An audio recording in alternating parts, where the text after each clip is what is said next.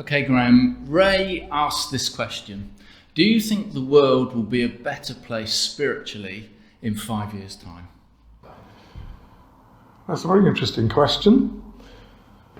It seems to me that when we think about things spiritually, life goes in cycles and we move into other areas of interest and life.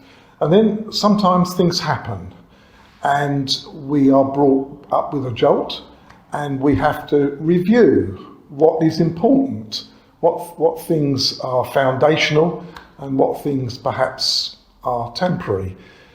I think the very fact that we've had this virus has certainly created a situation in people's minds that where they thought life was constant and there were foundations that they believed would go on, suddenly they've become very vulnerable.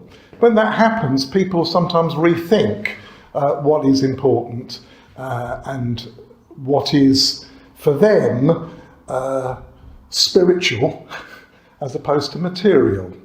So in order to answer the question, I think a number of people are asking questions about life, about death, about the purpose of life. And in those kind of situations, I believe things change. I believe that where people have rejected certain aspects of faith and looked in various different directions for something to satisfy the spiritual person, then they are willing perhaps to look elsewhere. My feeling is that I think we will in 5 years' time perhaps be less confident in the material things that we would look for and look for other things. I'd like to believe that through this, that people's view of God may change. And so it just wouldn't be an experiential spirituality, but an objective spirituality which looks to a person, to God, for him to come and work within people's lives.